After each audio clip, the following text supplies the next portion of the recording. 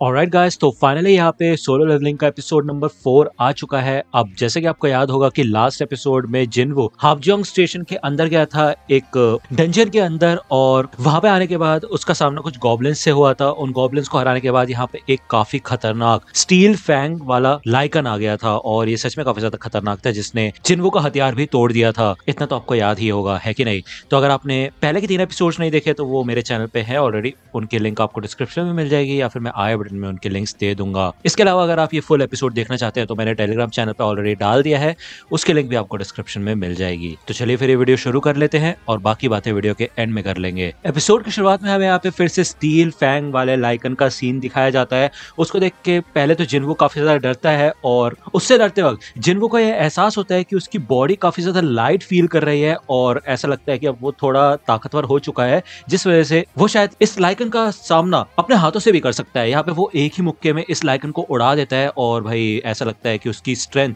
काफी ज्यादा बढ़ चुकी होती है उन गॉब्लिन से लड़ने के बाद। लेकिन उसके बावजूद ये लाइकन काफी ज्यादा खतरनाक और ताकतवर होता है, और उसको हाथों से तो नहीं हराया जा सकता। ये बात जिनवो समझ जाता है। वो बार बार इस बात को याद करता है कि वो यहाँ पे अकेला है, उसके पास कोई हीलर भी नहीं है, साथ में उसके पास थोड़ा सा खाना और पानी बचा हुआ है, तो ज्यादा समय यहाँ पे नहीं रह सकता। वो सोचता है कि काश उसके पास कोई जादुई हथियार होता है। इतने में वो इन्वेंट्री बोलता है, जिसके बाद उसके पास जितनी भी चीजें होती है इन्वेंट्री के अंदर वो उसे शो होने लग जाती है, और वो एक काफी खतरनाक स्वॉर्ड निकालता है इन्वेंट्री में से, और इस लाइकन का मुंह बीच में से काट देता है। मिस्टर किम ने जिनवो को बताया था कि ये स्वॉर्ड काफी ज्यादा महंगी है, 3 मिलियन की है, और उसको नहीं पता ये उसके पास कैसे आई। अपने पैसों से तो वो कभी भी इस स्वॉर्ड को अफोर्ड नहीं कर सकता था।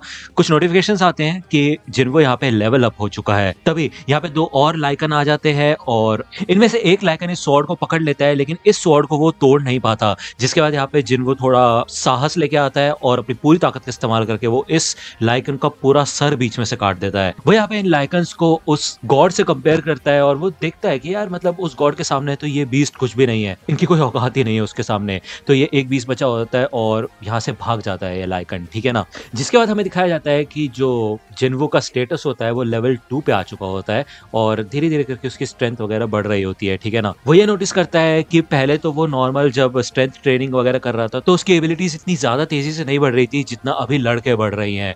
तो अगर वो यहाँ पे लड़ाई करता रहता है तो उसकी स्ट्रेंथ वगैरह और सारे के सारे जो पॉइंट्स हैं वो काफी तेजी से बढ़ने लग जाएंगे, और ऐसा लगता है कि अब वो ताकतवर भी हो चुका है पहले से। जिनवो देखता है कि क्या इन लाइकन्स के अंदर कोई मैजिक जेम्स वगैरह है, तो भाई ऐसा नहीं होता, बल्कि उसको एक नोटिफिकेशन दिखाया जाता है कि उसको मैजिक जेम की बजाय लाइकन का फैंग मिला होता है, और ये बिल्कुल गेम के सिस्टम की तरह होता है। यहाँ पे उसको सब कुछ डिस्प्ले के अंदर से मिल रहा है, ठीक है ना, जबकि बाकी हंटर्स को डंजन के अंदर बीस्ट के अंदर से ही जेम्स मिलते हैं। यहाँ पे जिनवो को शॉप का भी ऑप्शन दिखाया जाता है, जहाँ पे अभी वो कुछ खरीद नहीं सकता क्योंकि उसका लेवल इतना ऊपर नहीं है, लेकिन वो बेच सकता है अपनी चीजों को। उसके बदले उसे 20 गोल्ड कॉइन मिलते हैं। अब वो यही सोचता है कि यार इन 20 गोल्ड कॉइन की कीमत असलियत में होगी क्या? अगर ये एक ई रैंक का भी डंजन होता तो उसके बावजूद भी 20 गोल्ड कॉइन तो काफी ज्यादा कम है।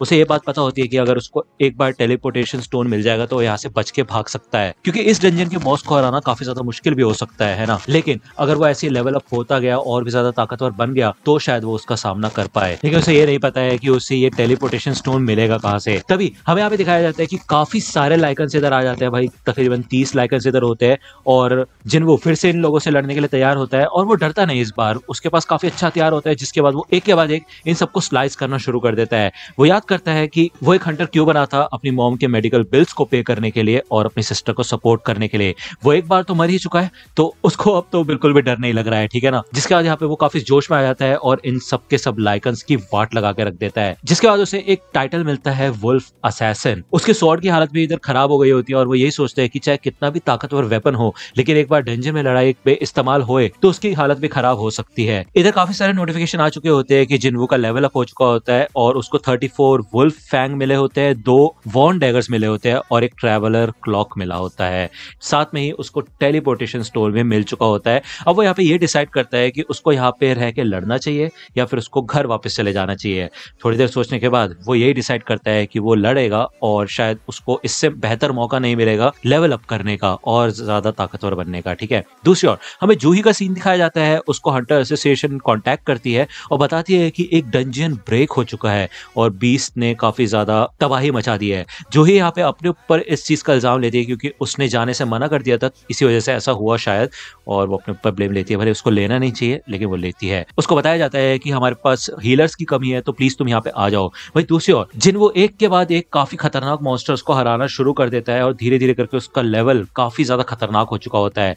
हमें बताया जाता है कि जब भी किसी बीस्ट का नाम व्हाइट कलर में लिखा होता है तो उसका मतलब ये होता है कि वो कमजोर है। ऑरेंज कलर से लिखा हुआ है तो इसका मतलब यह है कि जिन्वो और उसकी ताकत एकदम सेम है। वहीं अगर रेड कलर में लिखा हुआ है इसका मतलब यह है कि वो हद से ज्यादा ताकतवर है। इतनी बार लेवल अप होने के बाद जिन्वो काफी ज्यादा एक्सपीरियंस हो चुका होता है, उसका परसेप्शन काफी तेज हो चुका होता है, जिसके बाद उसे आसानी से पता चल जाता है कि सीढ़ियों के नीचे एक काफी खतरनाक बीस्ट है।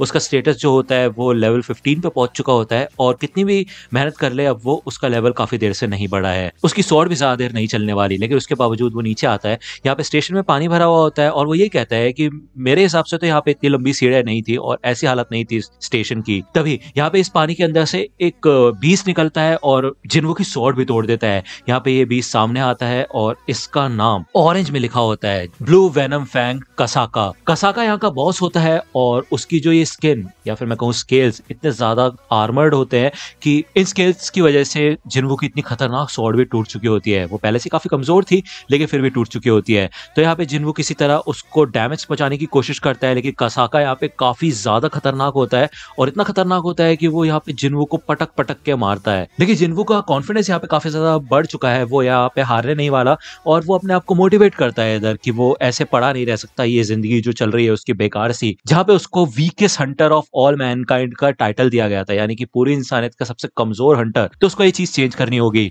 वो सॉन्ग की बात को याद करता है और सॉन्ग ने उसे बताया था कि लोग तुम्हें कमजोर कहते हैं लेकिन तुम्हें उनको गलत साबित करके दिखाना है, तुम ट्रेन करो, तुम आगे बढ़ो और भी ज्यादा ताकतवर बनो। जिसके बाद यहाँ पे फिर से जिन्वो इस बीस्ट यानी कि कसाका को उस गॉड से कंपेयर करता है और उसको पता चल जाता है कि यार फिर चाहे लोग कितने भी ज्यादा ताकतवर हो, कितने भी ज्यादा टैलेंटेड हो, लेकिन अगर उनके सामने एक बार कोई स्ट्रॉन्ग चीज आती है तो वो भी बेसहारा हो जाते हैं। तो इससे कोई फर्क नहीं पड़ता कि कौन स्ट्रॉन्ग है या फिर कौन वीक है कि नहीं, हमें बस अपना 100% देना होता है। जिसके बाद यहाँ पे जिन्वो काफी ज्यादा मोटिवेट हो जाता है और कसाका से लड़ने की कोशिश करता है। यहाँ पे उसको एक अलग सी एनलाइटमेंट फील होती है, भाई एक लाइट टाइप जलती है उसके अंदर से, ठीक है ना, और वो इस स्टूडियो स्वॉर्ड को उछाल के कसाका का ध्यान बटा के उसके गले के ऊपर चिपक जाता है और उसको ये एहसास होता है कि जितना वो ताकतवर हो चुका है वो इतनी ताकत से अपने खुद के हाथों से इस बीस्ट का गला तोड़ सकता है, उसका आर्मर तोड़ के उसका गला घोट सकता है, ठीक है। और वो यहाँ पे काफी सीरियस हो चुका होता है, भाई काफी खतरनाक सीन है ये, और वो उसको जान से मारने की बातें भी करता है, साथ में वो उसको मार भी देता है। कसाका यहाँ पे फाइनली मर जाता है और जिन्वो भी काफी ज्यादा खुश होता है और वो कहता है ऐसा लगता है कि मैं थोड़ा बहुत स्ट्रॉन्ग तो हो ही गया हूँ। कसाका को हराने के बाद जिन्वो को एक काफी खतरनाक डैगर मिला होता है जो कि दांतों से नहीं बल्कि हड्डियों से बना होता है। इससे वार करने के बाद सामने वाला ओपोनेंट थोड़े समय के लिए हिल डुल नहीं सकता, पैरालाइज हो सकता है, और ये डैगर सी रैंक का होता है, ठीक है ना। इसके अलावा उसको एक वेनम ग्लैंड भी मिला होता है कसाका का, जो कि ए रैंक की डिफिकल्टी का होता है और ये एक तरीके का पॉइजन होता है, यानी कि अगर जिन्वो इस पॉइजन को पीता है तो उसका फिजिकल डैमेज तो 20% तक बढ़ जाएगा, लेकिन जो उसके मसल्स है वो 35% तक खराब हो सकते हैं और हमेशा के लिए खराब रहेंगे वो, ठीक है ना। तो ये एक तरीके से जहर ही है। अब क्योंकि जिन्वो ने इस बॉस को हरा दिया है तो ये स्टेशन अपने पुराने रूप पे आ चुका होता है। जिन्वो हैपजोंग स्टेशन से बाहर निकलता है तो देखता है यहाँ पे कोई होता नहीं है, एक गार्ड होता है और वो पहले तो जिन्वो को पहचानता नहीं कि वो एक हंटर है, लेकिन उसको देख के वो उसको काफी रिस्पेक्ट देता है और वो कहता है कि अच्छा आप हंटर हो, चलो मेरे साथ चलो। यहाँ पे ज्यादातर 20 को तो हरा दिया है लेकिन सिर्फ अब एक बॉस बचा हुआ है। तो जिन्वो कहता है ऐसा लगता है कि एक डंजन ब्रेक हो चुका है। तो यहाँ पे अब आपको पता है जिन्वो का परसेप्शन काफी तेज हो चुका है, यानी कि उसको एकदम से एहसास हो जाता है कि सबसे ताकतवर बीस्ट कहाँ पे है। तो उसको पता चल जाता है कि यहाँ पे एक काफी खतरनाक बॉस घूम रहा है और इससे यहाँ पे कुछ लो रैंक के हंटर्स लड़ने की कोशिश कर रहे होते हैं, लेकिन ये बिल्कुल भी उसका सामना नहीं कर पाते क्योंकि इस बीस्ट के आसपास एक शील्ड टाइप बनी हुई होती है, ठीक है। इनके साथ जूही भी होती है और वो काफी ज्यादा डरी हुई होती है। भले वो एक हीलर है लेकिन भाई गॉड के डर की वजह से वो अभी भी यहाँ पे सदमे में होती है। जिन्वो ये सब देख के समझ जाता है कि वो अभी भी सदमे में है और उसको ये भी पता चल जाता है कि ये बॉस उससे तो कमजोर ही है जिसको वो अभी हरा के आया है, यानी कि कसाका को, ठीक है ना। तो यहाँ पे वो अपनी टूटी हुई स्वॉर्ड को तैयार करता है फेंकने के लिए और वो अपनी पूरी ताकत लगा के इसको फेंकता है, जिससे कि इस बॉस का आर्मर टूट जाता है और ये सब के सब लोग इस बॉस के ऊपर हमला करके इसको हरा देते हैं।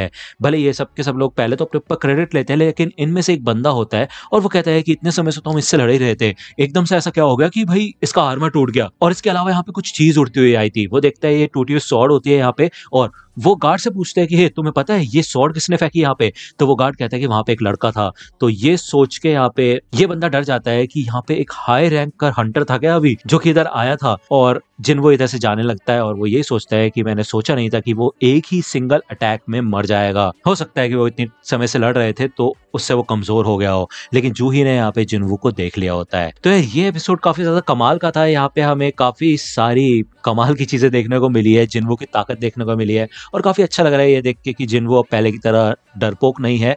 वो अब चांसेस ले रहा है, अपने सेकंड चांस का अच्छे से यूज कर रहा है ताकतवर बनने में और आगे बढ़ रहा है। ठीक है, तो दोस्तों मुझे उम्मीद है आपको ये वीडियो पसंद आई होगी। आपको अगर ये एपिसोड और उसके फाइट सीन्स देखने हैं तो वो मैंने टेलीग्राम चैनल पे डाल दिया है, आप वहां जाके देख सकते हो। ठीक है, टेलीग्राम चैनल की लिंक मैंने डिस्क्रिप्शन में दे दी है, आप वहां जाके एंजॉय कर सकते हो, लेकिन जल्दी जाना क्योंकि 7 दिन बाद वो एपिसोड डिलीट हो जाएगा। ठीक है, इसके अलावा अगर आपको मेरी वीडियो एक्सप्लेनेशन पसंद आए तो लाइक करना, सब्सक्राइब कर लो अगर चैनल पे नए हो तो। मिलता हूं आपसे अगले वीडियो में, तब तक के लिए गुड बाय।